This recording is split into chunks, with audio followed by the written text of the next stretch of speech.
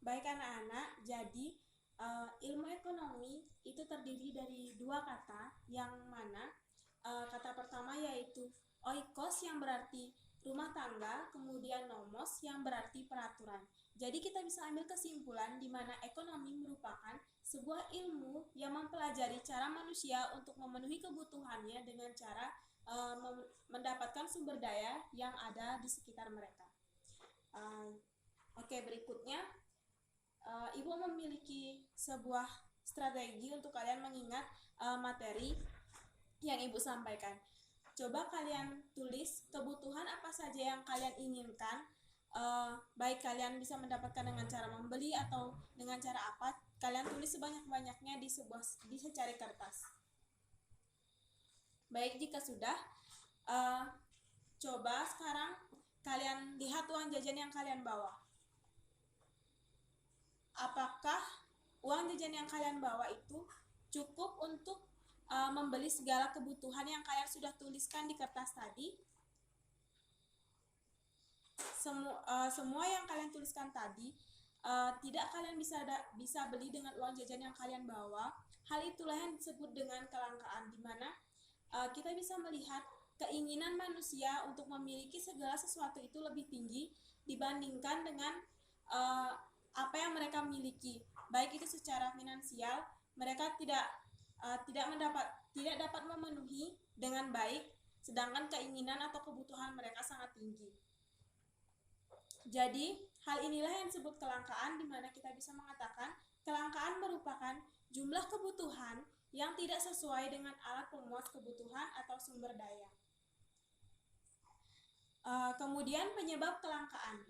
Di sini penyebab kelangkaan ada beberapa faktor, yakni yang pertama, perbedaan letak geografis.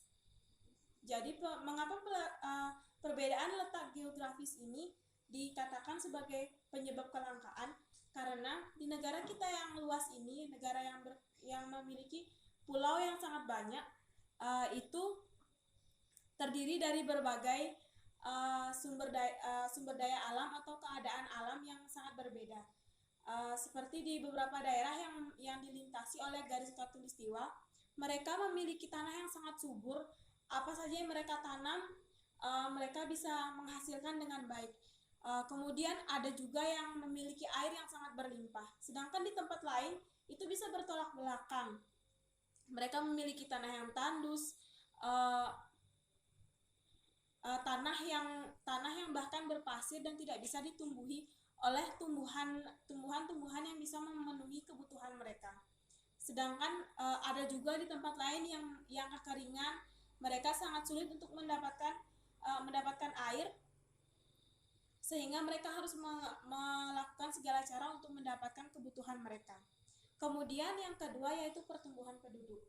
Mengapa pertumbuhan penduduk disebut sebagai faktor kelangkaan? Karena pertumbuhan penduduk di Indonesia itu lebih tinggi dibanding dengan pertumbuhan produksi. Mengapa dikatakan seperti itu? Contohnya kita melihat padi di sawah.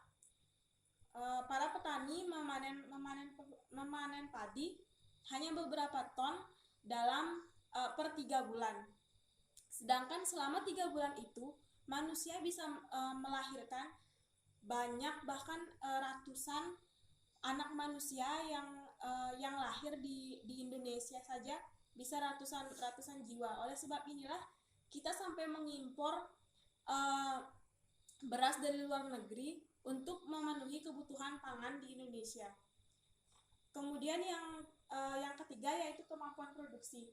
Ini sama halnya dengan yang Ibu katakan tadi, di mana kemampuan produksi kita sangat rendah, baik itu dalam hal modal. Modal yang kita miliki tidak sesuai dengan apa yang bisa kita jadikan sebuah usaha. Misalnya kalian ingin menjadi seorang pedagang, tapi modal yang kalian miliki itu tidak sesuai, Kak. Apalagi harga terus meningkat, jadi keuntungan yang kalian dapat itu tidak seberapa. Kemudian yang keempat yaitu perkembangan teknologi, di mana perkembangan teknologi ini dikatakan sebagai penyebab kelangkaan karena semakin rendahnya teknologi yang ada di sebuah desa atau di sebuah pemukiman akan tidak menstabilkan perkembangan yang ada. Misalnya kita ambil lagi contoh dari sawah. Jika para petani membajak sawah menggunakan kerbau, mereka akan memiliki waktu yang lebih lama untuk membajak sawah mereka. Saat sudah perkembangan teknologi dan ditemukannya traktor, mereka bisa mempercepat waktu untuk membajak sawah mereka dan mempercepat untuk menanam hingga panen juga bisa dilakukan dengan cepat. Kemudian bencana alam. Jadi bencana ini kita bisa ambil contoh dari apa yang kita alami sekarang, seperti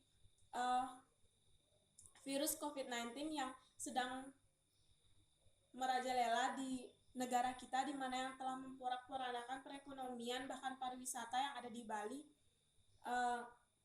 Hal ini sangat menyebabkan kelangkaan di negara kita, seperti bahan makanan yang sudah sulit kita dapatkan, rempah-rempah yang harganya sudah mulai naik, di mana para pekerja sudah tidak bisa bekerja dengan baik lagi, malah semuanya naik. Inilah yang disebut dengan kelangkaan. Jadi cara kita untuk menanggulangi kelangkaan, kita harus membuat skala prioritas, di mana skala prioritas ini terdiri dari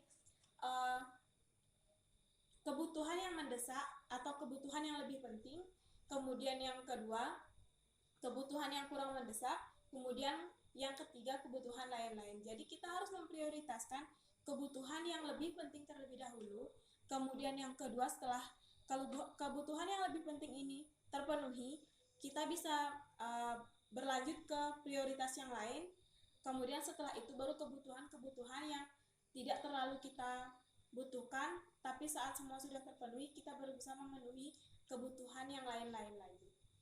Baik, jadi itu materi yang Ibu sampaikan, semoga kalian mengerti. Terima kasih.